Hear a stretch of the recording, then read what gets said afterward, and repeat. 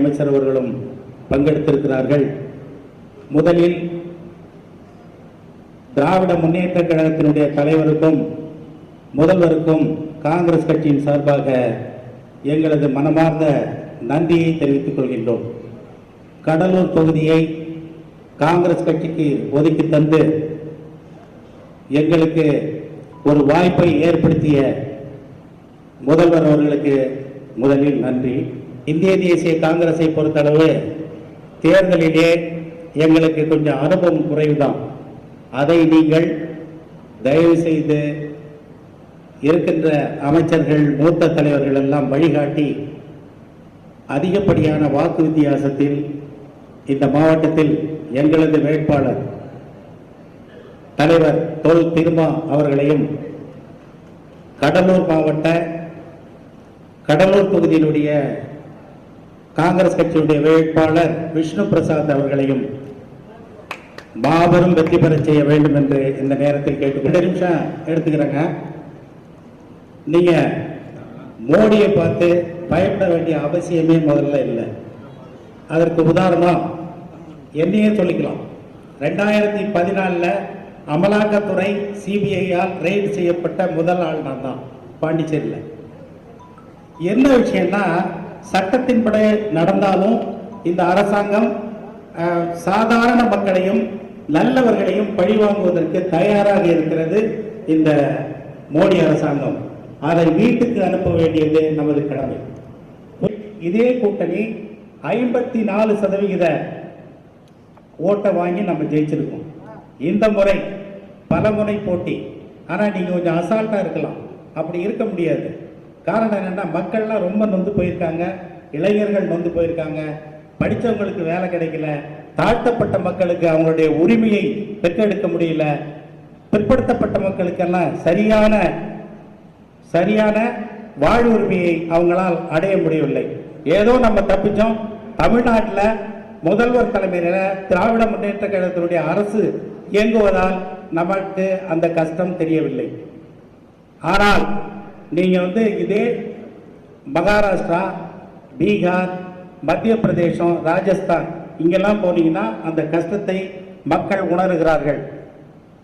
பாரதிய ஜனதா கட்சி ஆட்சி செய்கின்ற உத்தரப்பிரதேசத்தில் தலித் மக்களுடைய வாழ்க்கை முறை என்பதை நீங்கள் பார்த்தீங்கன்னாக்க, நீங்கள் யாரும் மனித நேயம் மிக்கவர்கள் சகித்து கொள்ள முடியாத அளவுக்கு அங்கு கஷ்டப்படுகின்ற அந்த மக்களை நாம் பார்க்கலாம்.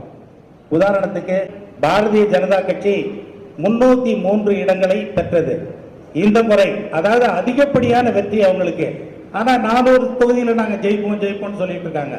அதற்கான வாய்ப்பே கிடையாது. உதாரணத்துக்கு, கர்நாடகத்தில் போன தரம் 26 தொகுதி பிஜேபி ஜெயிச்சாங்க. காங்கிரஸ் கட்சி ஒரே ஒரு தொகுதி தான் ஜெயிச்சது. ஒன்று ஜனதா ஜேடி அவங்க ஜெயிச்சாங்க. இந்த முறை அங்கே அந்த வாய்ப்பு இல்லை. காங்கிரஸ் அரசாங்கம் நடக்கிறது. நிச்சயமாக 20 தொகுதி அங்கே குறையும். அதே போல மகாராஷ்டிராவில் போன முறை 42 தொகுதியை ஜெயிச்சாங்க. இந்த முறை 30 தொகுதிகளுக்கு மேல் வாய்ப்பு இல்லை அப்படிங்கிற மாதிரி சொல்றாங்க. அதே போலதான் ராஜஸ்தான்ல சென்ற முறை காங்கிரஸ் கட்சி ஒரு சீட்டு கூட ஜெயிக்கல. இந்த முறையாக இருக்கிறது. எங்களது அருமை தலைவர் ராகுல் காந்தி அவர்கள் கன்னியாகுமரியிலிருந்து காஷ்மீர் வரைக்கும் 4000 கிலோமீட்டர் நடந்தார் ஏழை ஜனங்களை பார்த்து. அதே போல இப்பொழுது மணிப்பூர்லேருந்து மும்பை தாரவி வரைக்கும் நடந்தார் 6600 கிலோமீட்டர். இந்த வழிநெடுகிலும் லட்சக்கணக்கான கோடிக்கணக்கான ஏழை ஜனங்களை தான் பார்த்திருக்காரு அவர். எனவே அன்பிற்குரிய பெரியவர்களே, இங்கு வந்திருக்கின்ற முக்கியமான நிர்வாகிகளே, உங்களை கரம் கூப்பி கேட்டுக்கொள்வதெல்லாம், சென்ற முறை தலைவர் தொல் திருமா அவர்கள் குறைந்த வாக்கு வித்தியாசத்தில் செஞ்சாங்க. அதெல்லாம் நமக்கு மிகப்பெரிய மன கஷ்டம். என்ன, இவ்வளவு பெரிய தொகுதியில் இவ்வளவு பெரிய மாபெரும் தலைவரை தோற்கடிப்பதற்கு எல்லோரும் ஒன்று சேர்ந்தாங்க. ஆனா அடுத்ததாக இந்த முறை நான் ஏற்கனவே சொல்லியிருக்கேன், நம்ம மந்திரி சொன்ன மாதிரி 2 லட்சம் ஓட்டுக்கு மேலே தான் வாங்கி நிச்சயமாக இந்த தரம் அவர் வெற்றி பெறுவார் என்பதை இந்த நேரத்தில் உறுதியுடன் கூறிக்கொள்கின்றேன். அதே போல மந்திரி அவர்கள் இருவரும் சேர்ந்து எங்களது வேட்பாளருக்கு ஆலோசனை கூறி இருப்பதே 20 நாள் தான் வேலை வாங்க முடியுமோ தயவு செய்து சொல்லி எங்களை வேலை வாங்கி நல்ல வெற்றியை தருமாறு கேட்டு விடைபெறுகிறேன். நன்றி, வணக்கம். 2006-11 அவரோடு நானும் என்னோடு அவரும் 2006-11 சட்டமன்ற உறுப்பினராக பணியாற்றிய காலங்கள் உண்டு. அவர் தொடர்ந்து 2006-11 எம்எல்ஏ இருந்தாங்க.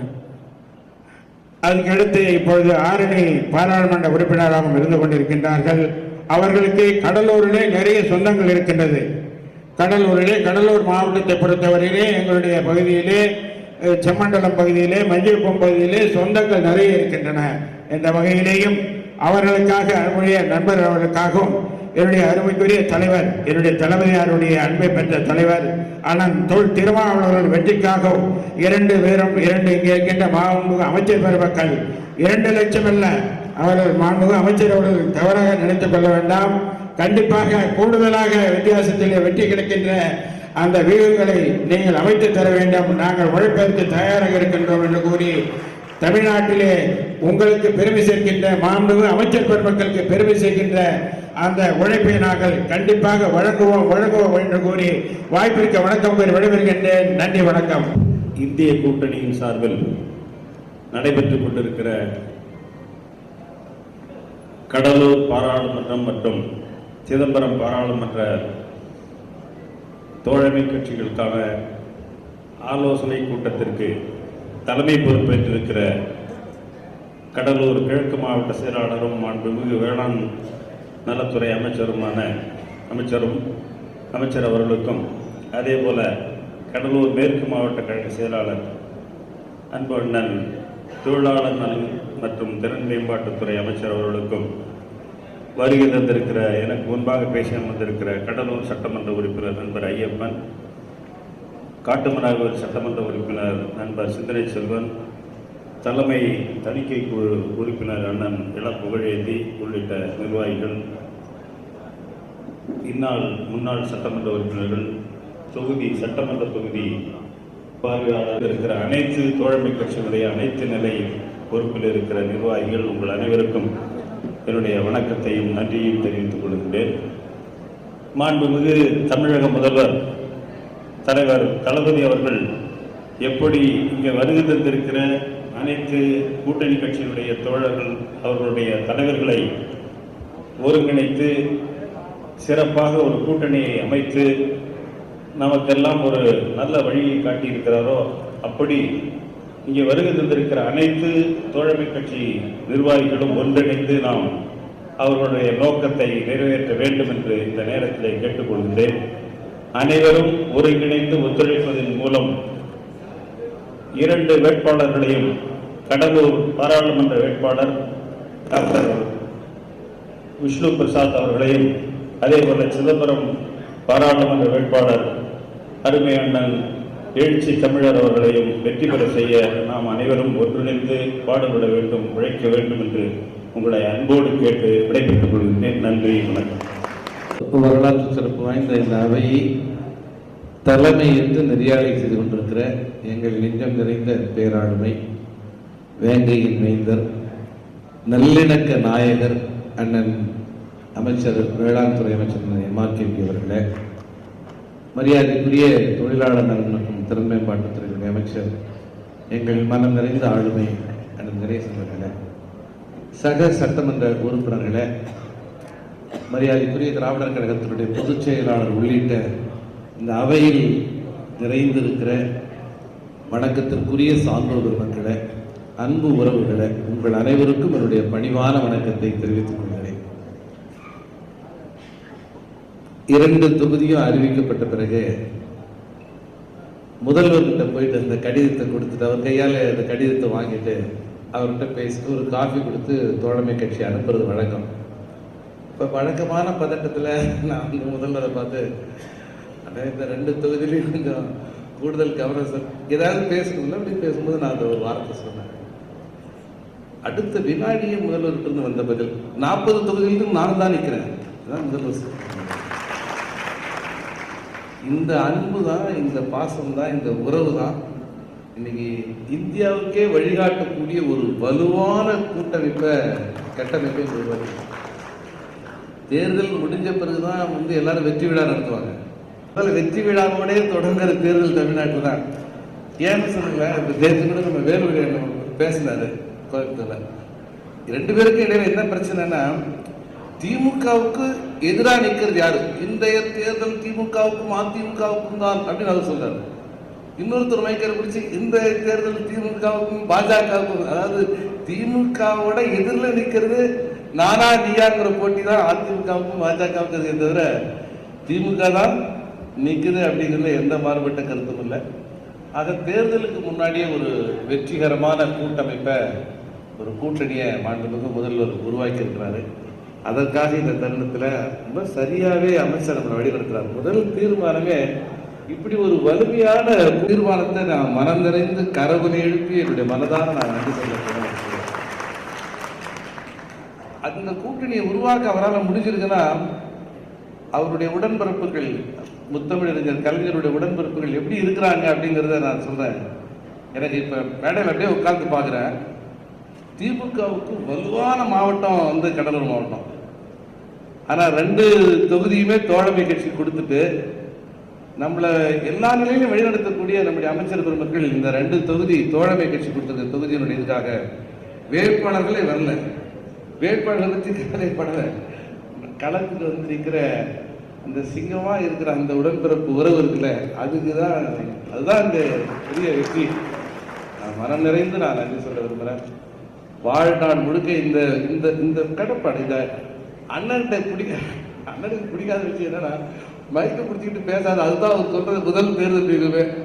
தேர்தல் தீர்வத்தில் எங்க அமைச்சர் எங்களுக்கு சொல்லிக் கொடுக்குற முதல் பாடமே என்னன்னா, மைக்கை பிடிச்சிக்கிட்டு மணிக்கணக்கில் பேசாத, போய் மக்களை போய் பார்த்து காதோரமா பேசி மக்கள்கிட்ட பேசி அப்படிங்கிறது அவர் சொல்ற விளக்கம். அதனால அவரை வச்சுக்கிட்டு நான் அதிகம் பேச முடியல. ஒரு சினாரியோவை மட்டும், ஒரு காட்சியை மட்டும் நான் அப்படியே சொல்ல விரும்புகிறேன். கார்ல வரும்போது நடையா நடந்து எல்லாம் வேளாங்கண்ணிக்கு நடந்து போயிட்டு இருக்கிறாங்க ஒரு பக்கம்.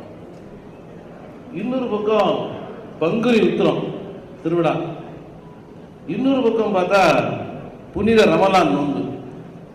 இஸ்லாமியர்களுடைய 5 மிக முக்கியமான ஆன்மீக கடமையில ஒரு கடமை இந்த புனித மாதத்துல நோன்பு இருப்பது. எப்படிப்பட்ட சூழ்நிலை வந்தாலும் அந்த கடமையிலிருந்து அவங்க மாற மாட்டாங்க. போர் தான், ஆனா சாப்பிடாமலே இந்த பகல் முழுக்க, இப்ப நம்ம எல்லாம் சாப்பிட்டுக்கிறோம், பகல் முழுக்க சாப்பிடாம இந்த நோன்போட வந்து உட்கார்ந்து இருக்கிற அந்த அறம் சார்ந்த வாழ்க்கை முறை. பங்குனி 12வது மாசம், உத்திரம் 12வது நட்சத்திரம். பங்குனியும் உத்திரமும் இணைந்து வர்ற சிவபெருமானுக்கும் பார்வதிக்கும் கல்யாணம் ஆனதான ஒரு ஐதீகம், முருகனுக்கும் தெய்வானிக்கும் கல்யாணம் ஆனதா சொல்லப்படுற அந்த ஐதீகம், அது தமிழர்களுடைய மிகப்பெரிய கொண்டாட்டம் பங்குனி உத்திரம். இல்லை, நான் ஒரு விஷயம் சொல்ல விரும்புகிறேன். நம்முடைய மண் ஒரு ஆன்மீக மரபை அடிப்படையாக கொண்ட மண். நாம் ஒருபோதும் உண்மையான புனிதமான ஆதிக்கம் இல்லாத ஆன்மீகத்துக்கு நாம் எதிரிகளே இல்லை. இதுதான் நம்ம மனசுல ஏற்றிக்க வேண்டிய ஒரு அடிப்படையான விஷயம். என்ன நடக்கிற யுத்தமே ஏதோ திராவிட முன்னேற்ற கழகம் வந்து ஆன்மீகத்துக்கு எதிரானது, மதவாதத்துக்கு தான் திமுக வந்து அதன் மீது தான் கேள்வி எழுப்பியிருக்கே தவிர ஆன்மீகத்திற்கு எதிரானவர்கள் அல்ல இந்த கூட்டணி. லட்சக்கணக்கான மக்கள் பழனிக்கு போறாங்க. எங்கேயாவது ஒரு சின்ன அசம்பாதம் நடந்திருக்கா? லட்சக்கணக்கான மக்கள் ஐயப்பன் கோயிலுக்கு மாலை போட்டு போறாங்க. ஏதாவது சின்ன அசம்பாதம் நடந்திருக்கா? இதுதான் தமிழ்நாடு. இப்படி இருக்கிற இந்த எல்லா விதமான ஆன்மீகங்களையும் அங்கீகரிக்கிற இந்த தமிழ்நாட்டில் இந்த ஆன்மீக மரபை பாதுகாக்கணும். ஆனா மதத்தின் அடிப்படையில் ஒருத்தர் வந்து சுரண்டக்கூடிய அந்த நிலைமையை கேள்விக்குள்ளாக்குங்கிற அடிப்படையில் தான் திராவிட முன்னேற்ற கழகத்தினுடைய தலைமையில இந்தியா கூட்டணி இருந்திருக்குது. என்னைக்கும் திமுக பக்கம் தான் நிற்போம், திமுகவோட தான் இருப்போம். இந்த பக்கம் வந்து கூட்டணி பேசிட்டே இன்னொரு பக்கம் கூட்டணி பேசலாம் மாட்டோம். நாங்க கேட்கிறோம், ஒரு 3 சீட்டு கொடுங்கன்னு. 3 சீட்டு கொடுத்தாலும் சரி, 2 சீட்டு கொடுத்தாலும் சரி, 1 சீட்டு கொடுத்தாலும் சரி, திராவிட முன்னேற்ற கழகத்தினுடைய தலைமையிலான கூட்டணியோடு தான் இருப்போம் அப்படிங்கிறது தான் அண்ணன் திருமாவுடைய தொடர்ச்சியான நிலைப்பாடு. அந்த உறுதிப்பாடோட இன்னைக்கு திமுகவோட இருக்கிற ஒவ்வொரு கட்சியும் நம்ம இணைந்திருக்கிறோம். அந்த அடிப்படையில் அண்ணன் திருமாவர்களுக்கு பாலை சின்னத்திலையும் மரியாதைக்குரிய நம்முடைய காங்கிரஸ் வேட்பாளர் அண்ணன் விஷ்ணு பிரசாத்துக்கு காங்கிரஸினுடைய சின்னத்திலையும் வாக்களிக்க வேண்டிய ஒரு நிலையில் நம்ம இருக்கிறோம். நம்ம எல்லாரும் ஒருத்தர் அறிமுகமாயினும், ஒருத்தர் பேசணும், ஒருத்தருக்கு ஒரு தொடர்பு இருந்தால் தான் அடுத்த கட்டமாக இந்த தேர்தல் பணியை செய்ய முடியும்னு சரியான நேரத்தில் நம்முடைய அமைச்சர் இந்த நிகழ்ச்சியை கொடுத்துருக்காங்க. ஒன்றை இறுதியாக சொல்லி நான் நிறைவு செய்ய விரும்புகிறேன். இந்த தேர்தலில் வியூகம்னு என்ன சொன்னாங்க இல்லையா, அந்த வியூகத்தில் நம்ம எல்லாரும் கொஞ்சம் கவனமாக எடுத்துக்க வேண்டிய விஷயம். அதாவது சும்மா தமிழில் சொன்னால் புரியாது, நான் தமிழில் முதல்ல சொல்லிடுறேன், அப்புறமா வந்து அதை சரியான லாங்குவேஜில் சொல்கிறேன். மெய்நிகர் பொய்மைக்கும் உண்மைக்கும் இடையிலான யுத்தம் தான் இந்த யுத்தம். அதாவது என்னன்னா, விர்ச்சுவல் ரியாலிட்டின்னு சொல்லக்கூடிய சமூக ஊடகங்கள் வருதுல்ல, நான் பேசுற மாதிரியே இருக்கும், என் குரலே இருக்கும், ஆனால் வேற கண்டென்ட். இந்த மாதிரி ஃபேப்ரிகேட் பண்ணக்கூடிய விர்ச்சுவல் ரியாலிட்டியா வரக்கூடிய வீடியோ, வாட்ஸ்அப்பா, ஃபேஸ்புக்கா, ட்விட்டரா, அப்படி பல்வேறு சமூக ஊடகங்கள் வரக்கூடிய இந்த பொய்க்கும் உண்மைக்கும் இடையில் நடக்கிற யுத்தம் தான். நீங்க வேணா கடைசி நேரத்தில் பாருங்க, தப்பான துண்டறிக்கைகளையோ தப்பான வீடியோக்களையோ அவங்க திடீர்னு களம் இருக்கிறதுக்கு வாய்ப்பு இருக்கும். நாம் அதையெல்லாம் புரிந்து கொண்டு மாண்புமிகு அமைச்சர் பெருமக்களுடைய வழிகாட்டுதலோடு மிகச்சிறப்பான முறையில் துணிச்சலா நின்று தெளிவா நின்று இந்த தேர்தலை கடன் காண்போம். அண்ணன் வாயார சொல்லுகிறாங்க 2 லட்சம் வாக்கள் வித்தியாசத்தில் வெற்றி பெறுவோம் சொல்லுகிறாங்க. அண்ணன் தொட்ட காரியம் துலங்கும். அவர் எடுத்த இலக்கு என்னைக்குமே வந்து அது வெற்றி தான் பெறும். நிச்சயமாக தமிழ்நாடு பார்த்து வியக்கக்கூடிய வகையில 2 தொகுதிகளும் பெருவாரியான வாக்கு வித்தியாசத்தில் வெற்றி பெறுகிற அந்த கடப்பாடோடு அனைவரும் இணைந்து பணியாற்றுவோம் என சொல்லி நிறைவு செய்கிறேன். நன்றி, வணக்கம்.